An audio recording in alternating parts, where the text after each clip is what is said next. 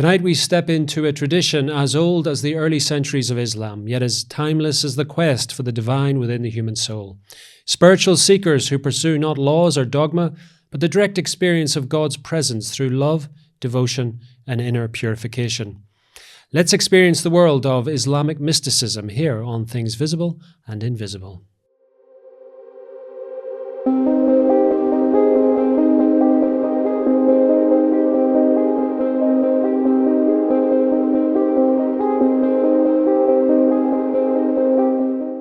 Alexander Knysh is a Russian-American scholar of Islamic studies and a leading expert on Islamic mysticism, mainly Sufism. He is a professor of Islamic studies in the Department of Middle Eastern Studies at the University of Michigan, where he teaches and conducts research on mysticism and Islamic intellectual history. He's published a number of influential works, including Islamic Mysticism, A Short History, and Sufism, A New History of Islamic Mysticism. And he joins me down the line from his home in Michigan. Alexander, welcome to Things Visible and Invisible. Thank you. Thank you for having me. Alexander, it'd be fair to say this is an extremely broad topic and we're going to cover it in a relatively short period of time, but I think maybe we see it as an introduction, like one of your books, to this very, very interesting subject. So let's begin at the beginning. Mysticism is something which people have talked about in the Jewish faith with the Kabbalah, etc., and the Christian faith, obviously with the great mystics down through the years. Where does mysticism begin in the world of Islam? Well, it begins where it began in Christianity, because Eastern Christianity was very mystical, and early Muslims were surrounded actually by monasteries, by monks, desert fathers and their followers. So it was a very rich environment of world-renouncing piety, that is, people who turned away from the world for the sake of something greater, something that surpasses things that they can experience in material world. So Muslim mystics and ascetics, that is, people who renounced the world, to some extent were a Muslim variant of the ascetic mystical piety in Christianity. Okay, so that's a very... So in some ways there's a commonality between all the great faiths in this idea of renouncing the world and seeking something higher. The other thing about mystics, as we both know, Alexander, is that they seek a sort of direct experience of God in a way that sometimes within religious structures that's not always possible. Was this something which, I mean, how did this come about in Islam? Was there a rejection of something before people went off on this mystical search, or were they building on something which already existed? The issue you just mentioned, whether there was a borrowing from other religion, not just Christianity, Judaism, but also the pagan religions of the Middle East, Neoplatonism, Stoicism, and so forth, cynicism to some extent. So this is a very politicized issue, because many Muslims do not want to be seen as dependent on the previous traditions. They wanted to see Islam as a clean break with the past. But because, as I already mentioned, the first Muslim ascetics, that is, world renouncers and mystics, operated in an environment that was already rich in world-renouncing and mystical ideas. Mystical meaning trying to find direct access to God through special exercises, to special regimens, I would say, that distinguish them from mainstream Christians, and the same applies to Muslims. So Muslim mystics found in the Quran many references to what they considered to be mystical and ascetic elements. The Quran constantly says, for instance, that the future life is much better, immeasurably better than the life on earth, which you have to endure, but do not treat it as a permanent abode, because it's just a bridge to the hereafter. So In this sense, Christian and Muslim mystics agreed, and Muslims were able to find many mystical and ascetic elements in their scriptures, not just the Quran, but also in the behavior and sayings of the Prophet Muhammad, which are called Sunnah, literally the beaten or trodden path. Was the kind of birth of Islamic mysticism place specific? For example, in Christianity, the birth of monasticism happened in Egypt. Was there a kind of region or a part of the Islamic world where this mysticism sort of took root? Yes, it's the Islamic asceticism, mysticism, that is, world-renouncing piety and mystical experiences, developed in the first Muslim communities of the Middle East. When Islam spilled out of Arabia during the conquests, Muslims settled in Iraq, in Syria, Greater Syria, which included Palestine, Israel, today's Israel, South Turkey, and Jordan. When they settled, and also in Egypt, that was another area of conquest, another direction of conquest.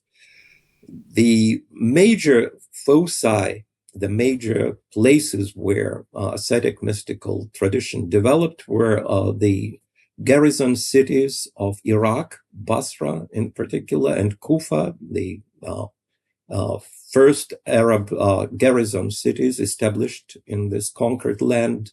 And in Syria also, where, as I mentioned, Christian monks were thick on the ground. They were everywhere, and their monasteries could be easily found. The same applies to Egypt. So we can say that there were three foci, three loci, if you wish, of ascetic mystical sentiments and practices in the early Islamic empire, which we call caliphate. Now, moving things historically a little bit further along, we have, for example, the Ottoman Empire, the key sort of political entity in the Muslim world. Were the Ottoman rulers kind of interested in this mysticism? Did they encourage it? Or was it something looked on as a little bit heretical? For the most part, the Ottoman elites were very favorably disposed towards Sufism. They cultivated Sufis and paid or donated considerable funds for the support of their institutions. As almost every human phenomena, in order to survive, mystical ascetic movement in Islam had to institutionalize, that is, create permanent brick and mortar institutions where people who, like soulmates, if you wish, could gather together and avoid contact with the corruptible and corrupting world outside them. So in this sense, there are clear parallels between Christian monasticism and monasteries and Sufi institutions that were called zawiyas, that are literally corner, or ribats, literally basically the place where you tie your horse, but it can be also a Sufi lodge. And the khanagah, these were all the terms that we use to describe convents and monasteries. Muslims had several names for them, which I've just mentioned, and even more. But the Ottoman elite cultivated, as I said, Sufism, and many of their grand muftis, that is, the chief religious authorities, had Sufi connections and produced a lot of literature about mystical Islam, including metaphysical treatises. However, whenever Sufis became involved in political activity, that what the governments did not like. And Sufis were prone to, sometimes in the Balkans and other areas of the Ottoman Empire, to lead rebellions against the Ottoman authorities. In this case, they were targeted as rebels, as troublemakers, rebel rousers, and were attacked and executed, sometimes imprisoned. Similar things happened in nearby Shia Iran at that time, the Safavid Iran, whenever Sufis were apolitical, they were left to their own devices. Whenever they tried to involve themselves in the politics, they became target of state-supported persecution. So, and we're going to have to go back and define what Sufism is, but it kind of straddles the world of Sunni and Shia. Exactly, yes. You can be a Sunni Shia, a Sunni Sufi, and a Shia Sufi, yes. Okay, so let's go back, Alexander, because I'm wondering, is Sufism essentially Islamic mysticism? Is that what we're talking about? Or is it a form of Islamic mysticism that developed? It's one of the forms of Islamic mysticism because there were other movements that were quite mystical and sometimes deified their leaders. So these were usually movements that were considered to be extremist, in Arabic, ghulat. That is, those who fell outside the pale, so to say, and who either exaggerated in their worship of their leaders, considering them messiahs, or that applies to Shia Islam in particular, because the Shiites are more oriented towards the future arrival of a redeemer, of the Imam, who will fill the world with justice as it's now filled with injustice. That's according to the prophetic statement. There will be a redeemer of sort, and sometimes she's rebelled in the name of these redeemers. In Sunni Islam, Sufis usually cooperated, but whenever the government oppression and extortions, I would say, became too much for them to tolerate, they could lead rebellions. And they could also lead rebellions against the colonial powers that imposed their rule on the Middle East and Indonesia, the Indian subcontinent, Africa, and so forth. So the long and short of it, there are mystical movements that are not particularly Sufis. And I would like to explain what Sufism is. Sufism means literally the religion of wool wearers or wool people. Suf means wool. It's a rough woolen clothing garment that is very uncomfortable to wear because it's unprocessed. It's unprocessed wool, and you put it on as a symbol of penitence. And this is not uniquely Muslim because Christian monks also wore rough woolen cloaks. So what year are we talking? What century are we talking in the emergence of this phenomena? The 9th century, 8th and 9th century was the period when the word Sufism was not widely used. It was called the movement of the pious, simply pious individuals, the movement of world renounce as Zuhad or Nussak, those who abstained from the world. Sometimes they also practiced vegetarianism. They would not eat flesh. And they developed as a sort of protest against the growing wealth and also against growing inequalities within the Muslim community. Because as the Muslims conquered the Middle East, the elites enriched themselves, and the disparity between the life of ordinary Muslims and the ruling elite became dramatic and were resented. And so you could either rebel, you can take up arms, so to say, or you can rebel internally by withdrawing from this corrupt world and practicing internalized Islam, for which the Quran and the statements and actions of the Prophet provided material and justification. So, moving it forward to more recent times, would Sufism be seen as an integral part of mainstream Islamic world, or is it a bit of an outlier, as maybe most mystics are in whatever religion you're talking about? Is it seen as something which is slightly suspect? It's a great question, and it's not easy to answer because in the Middle Ages, Sufism was practically the main form of Islam. It was the orthodoxy. Okay. So as I mentioned, the Ottoman elite supported Sufis.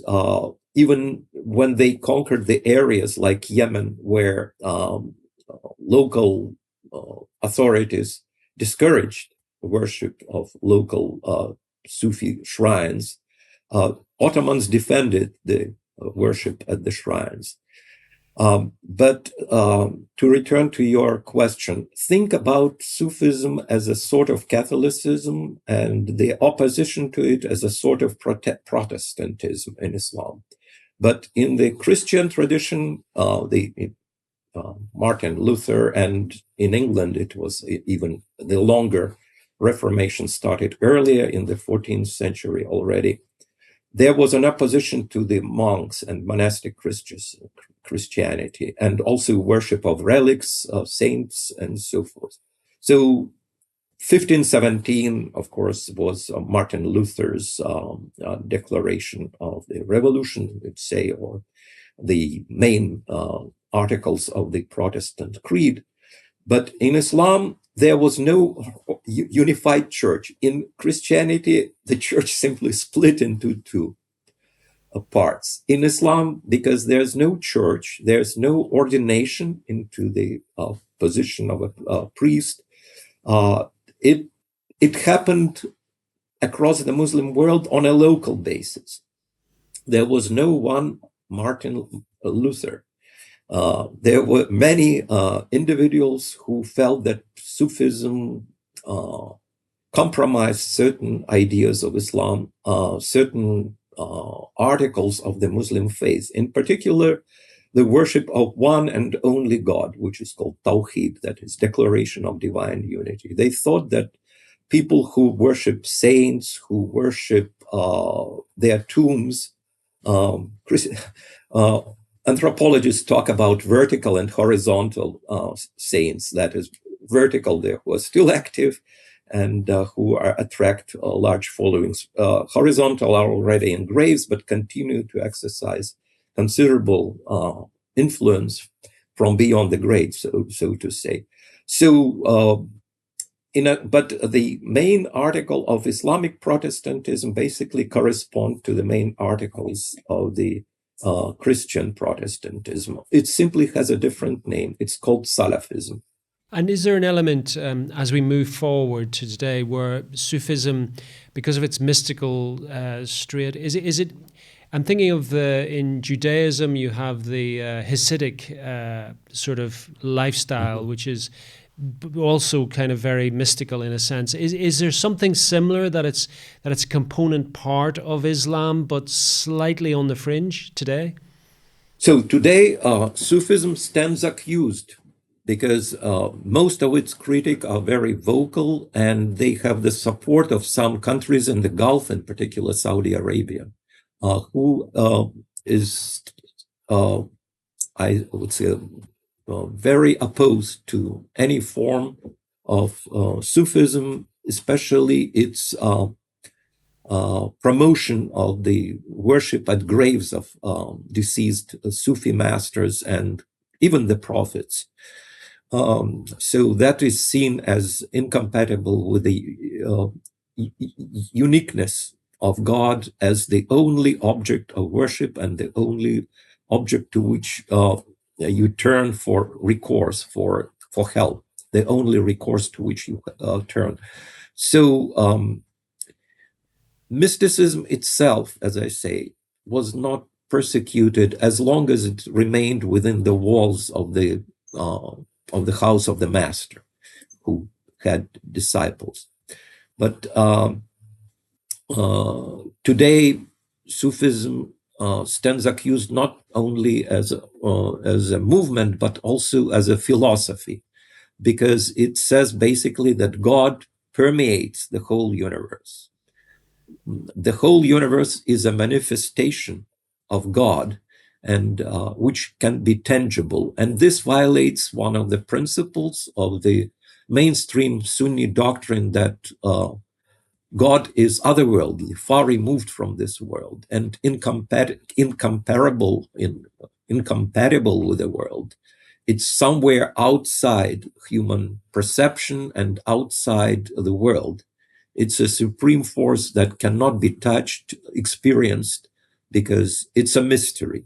And when Sufis say, no, God is present in everything, including my soul and my heart are the seat or the house of God, to which I invite God to enter as a guest.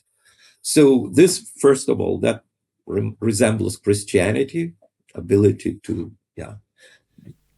become humans can be deified, which is unacceptable. Was unacceptable even in the Middle Ages.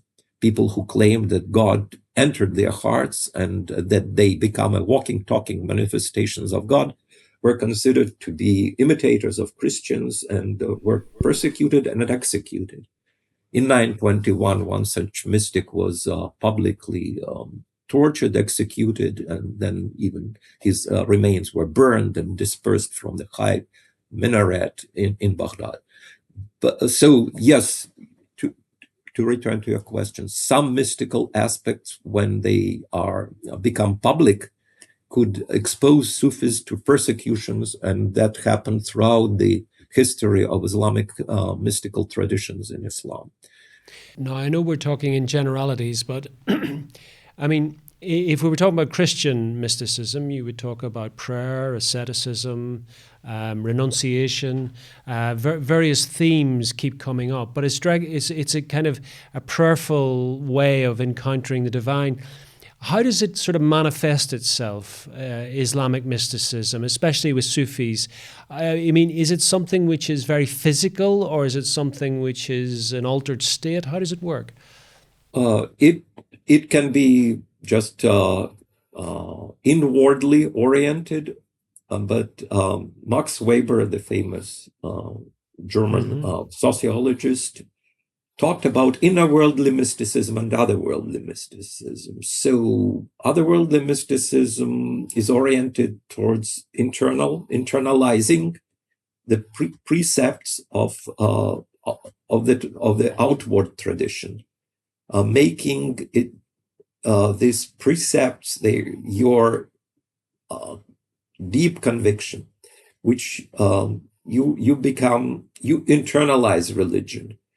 But you continue, according to mainstream Sufism, Orthodox Sufism, if you wish, if we can use the word orthodoxy in relation to Islam, which is it's a separate topic because there was no organized church, unified church. So if you cultivate this mystical experience, you continue to practice all the necessary, all that the articles of the Islamic faith. You pay alms. You engage in 5 daily prayers. In Shia, it is slightly different. You can pray 3 times, but it's a separate issue. It's not particular to Sufism. So you have to fast during the months of Ramadan. So you fulfill all the pillars of Islam, the 5 pillars of Islam, plus you engage in special mental and physical exercises. Mental exercises are called,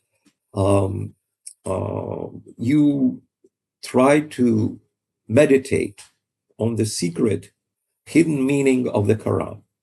You meditate so hard that the Quran becomes your deep internal conviction. And you begin to see behind its parables, its stories, the deep meaning that God wants to convey only to the elect one. So on the physical plane, you practice so-called dhikr, recollection of the divine name in groups. It can be vocal recollection and can be accompanied by dancing and drum beating and flutes, use of musical instruments. That's what the opponents of Sufism dislike very intensely. They consider it a gross violation of the Muslim Quranic, well, to some, I would say, Sharia prohibits music. And when it is used for worship, it's considered unacceptable by the fundamentalists, by the Salafis. So the Sufis do have their independent institutions, like Sufi monasteries, let's call them convents. They have, which is disliked by outsiders.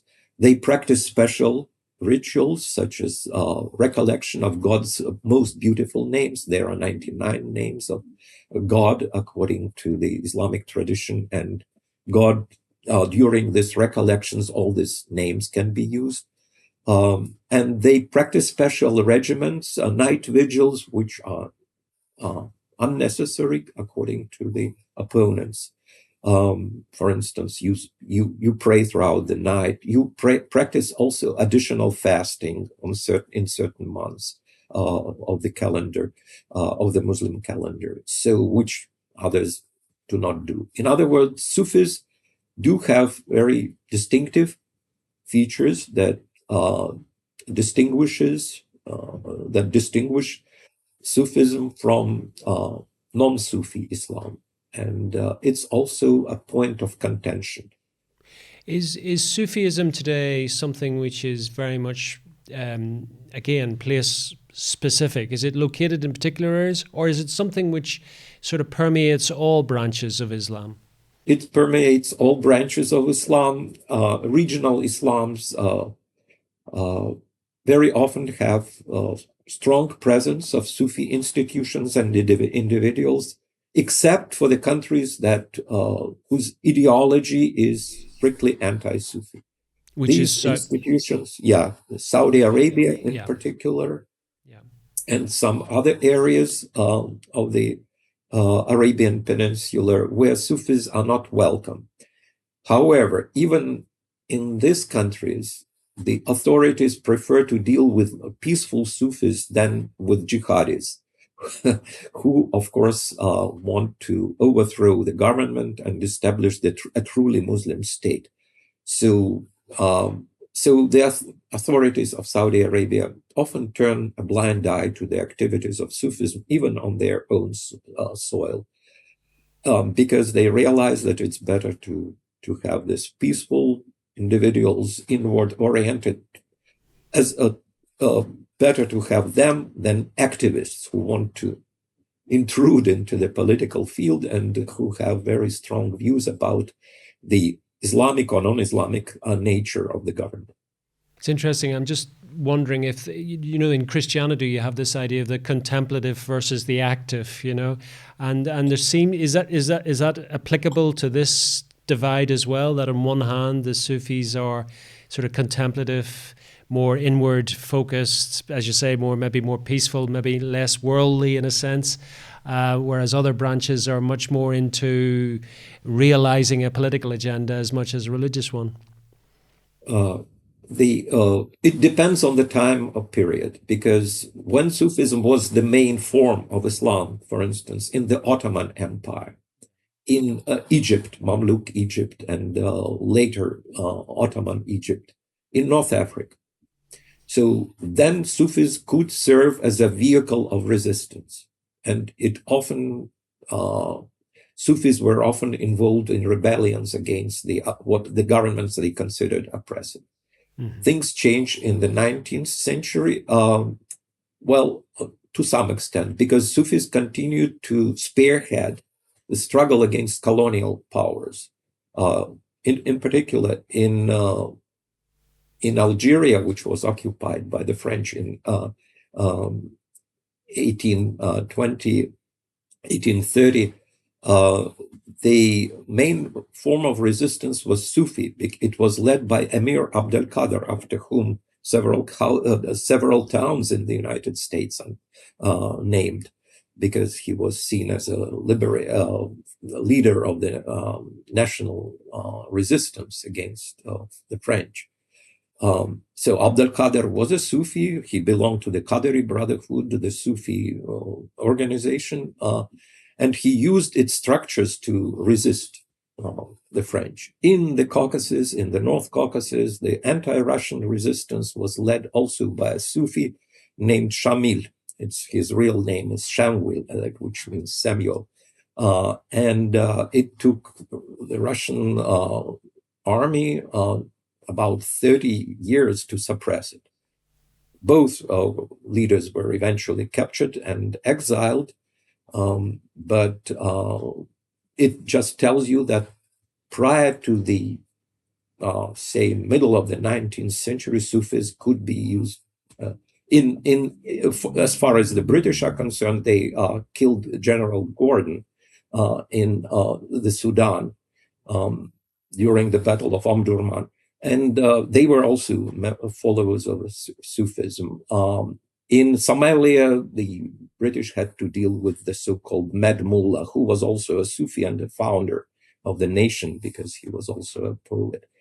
So things changed when fundamentalism became widespread. I cannot address the reasons why it became so widespread, but I think that the wealth of the Gulf state has something to do with it. And their discourse was anti-Sufi, and now Sufism came to be seen as being in bed with the governments. Interesting. It's toothless, pacifistic Sufism. Absolutely. Well, unfortunately, Alexander, we've come to the end of our time together. This is a short introduction to a fascinating subject, which is Islamic mysticism in general and Sufism in particular. You're an expert on this. You've written many books on this. Tell people where they can find out more about you, and also where they can pick up one of your many books. Well, you can find my publications on academia.com under my name, Alexander Knysh. My books are available in electronic form. Islamic Mysticism, a short history, is a textbook which I wrote in England when I was at the University of Exeter for my British students, actually. It was published by the international publisher E.J. Brill in 2002, and then second edition appeared in 2010. My more recent book in 2017 was a more theoretical approach, less textbook and more theory, and an attempt to place Sufism in a comparative perspective, how it is different or similar to, say, mysticism in Buddhism, Hinduism, Christianity, and Judaism. So there are. I also translated a book which is still being used by. It was published in England in Reading by Garnet Publisher. It's called Al-Qushayri's Epistle on Sufism. This textbook, it's a translation from Arabic with my commentary, is still used by Sufis to train novices. So it's although it was written in the 11th century, it remains very actual and is being used by Sufis to educate their new recruits, if you wish. For now, Alexander, thank you so much for coming on Things Visible and Invisible. You're very welcome, Seán. Thanks for having me. Thank you for joining us on another episode of Things Visible and Invisible. We're dedicated to uncovering phenomena that challenge our understanding of reality, from ancient enigmas and paranormal encounters to scientific anomalies and forgotten histories. If you enjoyed this journey into the mysterious and unexplained, please consider subscribing to our channel and hitting the notification bell to stay updated on future explorations. Have a personal experience or story that aligns with our investigations? We'd love to hear from you. Visit our website at tvi.show and reach out through our contact form. While we can't feature every submission, we review them all, and your story might be featured in an upcoming episode. To support our continued investigations, please consider becoming a Patreon supporter or channel member. Your contributions make these explorations possible and give you access to exclusive content, early releases, and monthly behind-the-scenes discussions with our team. Don't forget to check out our merch store. We've got everything from TVI-branded t-shirts and hoodies to stickers and coffee mugs, perfect for showing your support while keeping the mysteries close. Thank you for watching, and we'll see you next time as we continue to explore the things visible and invisible.